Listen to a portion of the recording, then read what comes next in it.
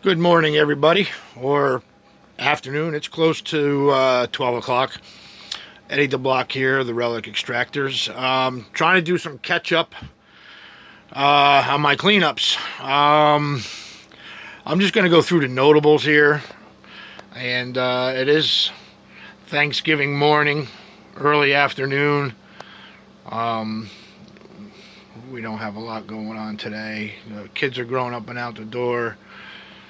Son's living out on the West Coast, so he's spending the holiday probably with his step sisters, well, half sisters, not stepsisters, and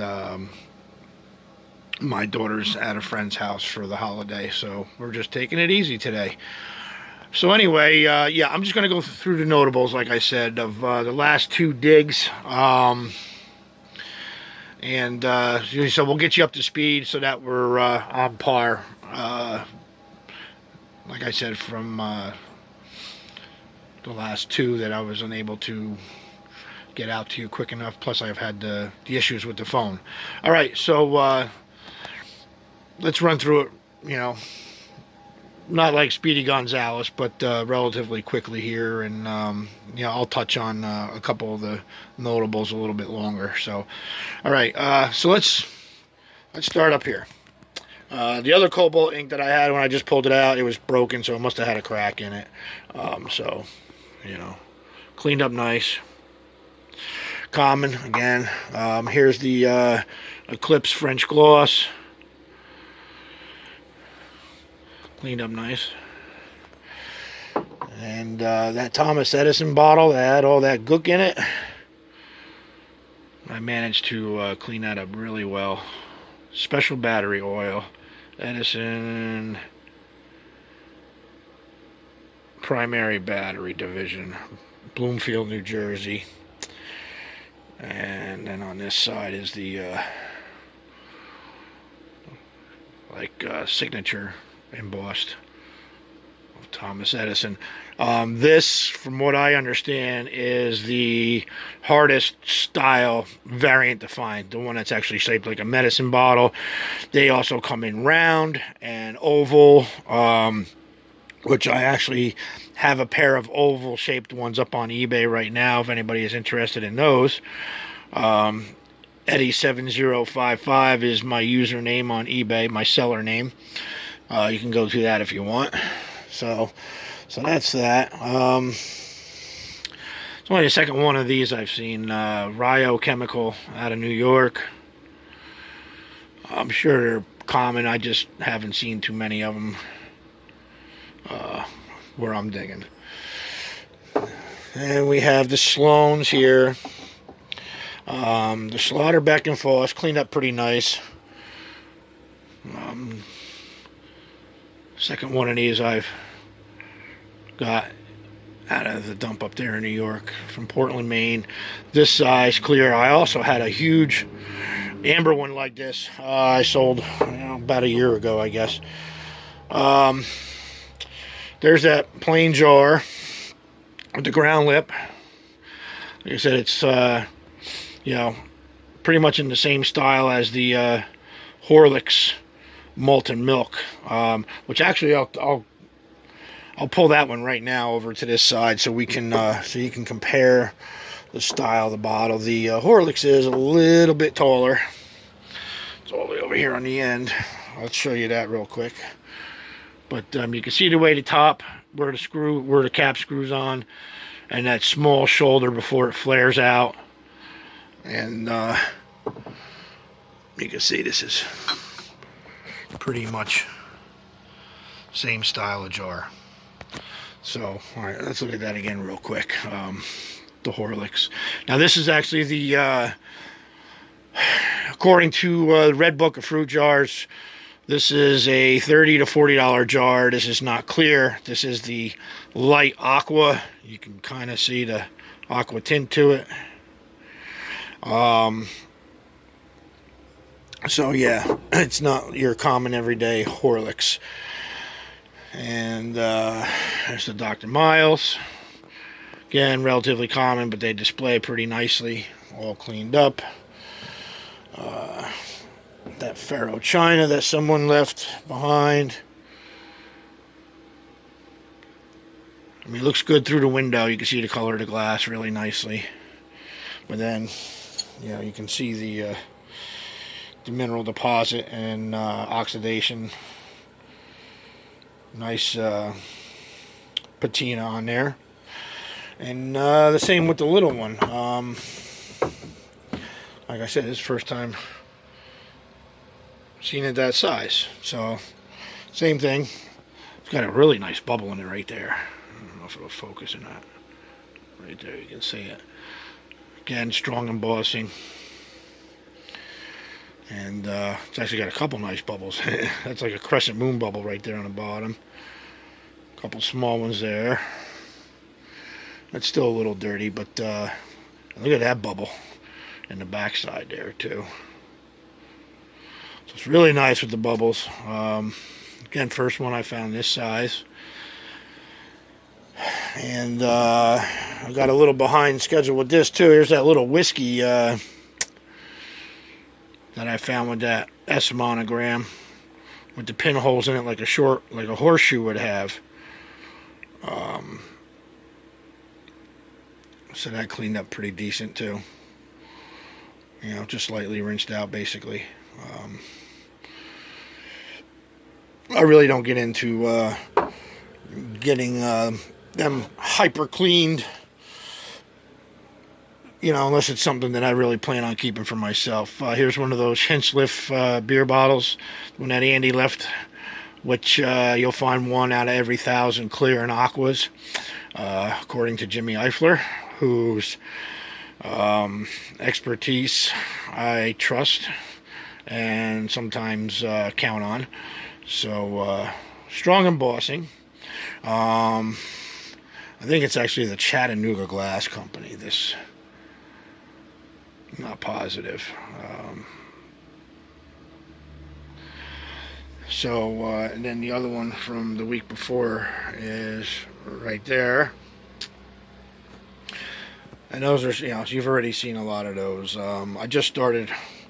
This is actually the kids' old tree fort. I mean, some people have seen it before, but I'm kind of straightening it out a little bit, and I'm going to put it up, you know, clean it up nice so that everything is out of the house and out of the wife's hair. So, you know, I can continue to do this, and I do have a heater. It is very well insulated here. I'm actually sweating. So here is the Mason's patent with the keystone. And yeah, you can see that mark right there, and there's actually another piece that goes up on an angle. So it may have just been some foreign material. I don't feel that long sliver right here is on the inside, and this is on the outside. You can feel it, like maybe somebody scratched that rectangle into a mold. That's what it looks like it was done intentional. And then the 118 on the base. And I had a whole bunch of new old stock lids, so that's what I do with them. When I come across them, I just make sure the jars are capped off nice. And a nice, you know, ball drop day 3L Mason. This one cleaned up really nice. It's got the Roman numeral marks on it. 7. And then those dots on the base. I'm still curious as to what they are.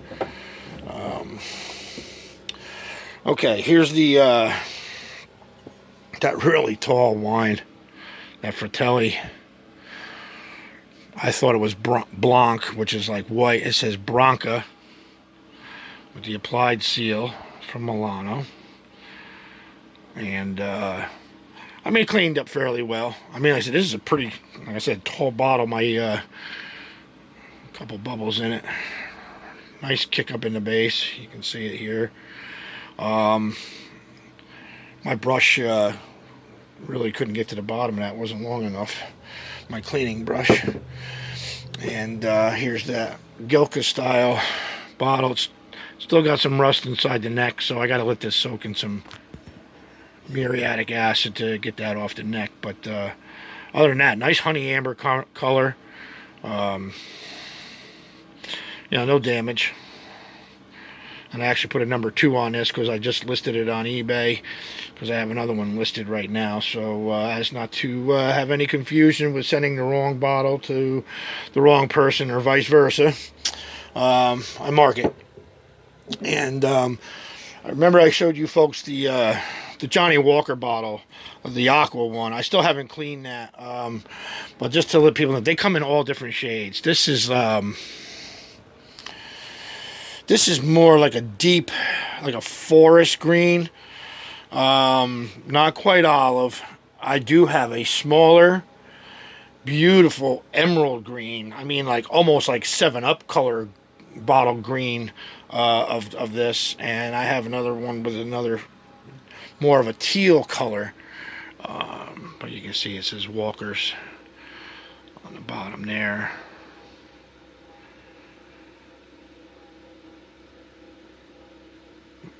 So, and I mean, they are relatively common, but yeah, I collect the Walkers, especially to get a color run. And so that was that's pretty much it. Again, this, I mean, I did dig this one, but it was like a year or 2 ago I dug that one. So so that's pretty much the notables, just to get caught up and up to speed. I mean, everything else that I have dug over the past couple weeks is piled in these boxes here. Like I said, mostly commons. Like, here's the Atwoods, cleaned up nice. I actually have this up on eBay with 4 other embossed meds, including the Rio here, and the Thomas Edison, the Eclipse, the Schlotterbecks, the Sloans, and one other bottle are in a lot of 5 as well, all together on eBay. So, and the fruit jar, the amber fruit jar there, that's up on eBay. The Horlicks is up on eBay, and I don't think I put that little whiskey up there yet. I don't know if I'm actually going to get rid of that. And here's those 2 Lady Leg bitters from a couple digs ago, that I dug out of, I think it was one of Andy's old holes. Nice amber John Coleman. They're hard to come by as well. 4 dark olive Johann Hofs that you saw on a previous video.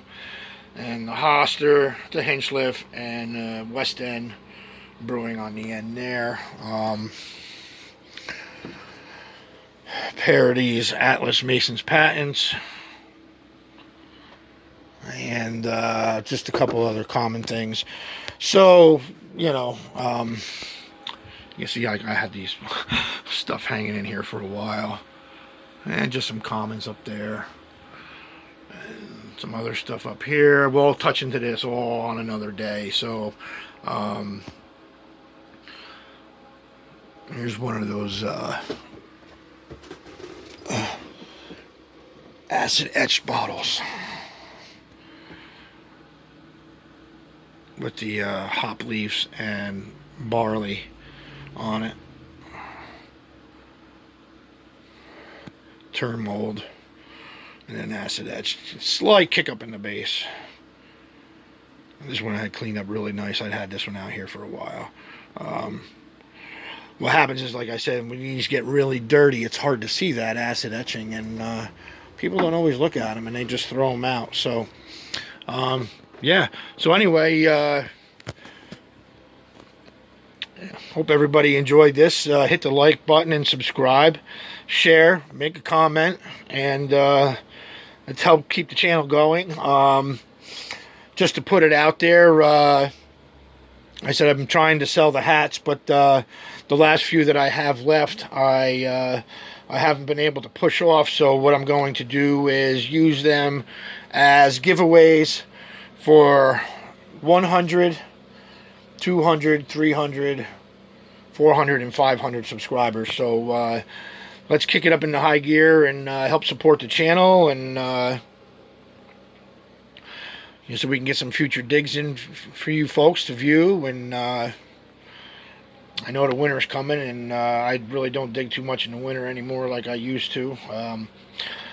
The mind says yes, the body says no when it gets really cold out. So, you know, unless I travel, I'm planning on traveling.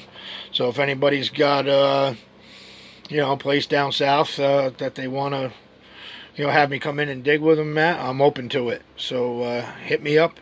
Again, everybody, like, share, subscribe, and have a good day, and we'll talk to you soon.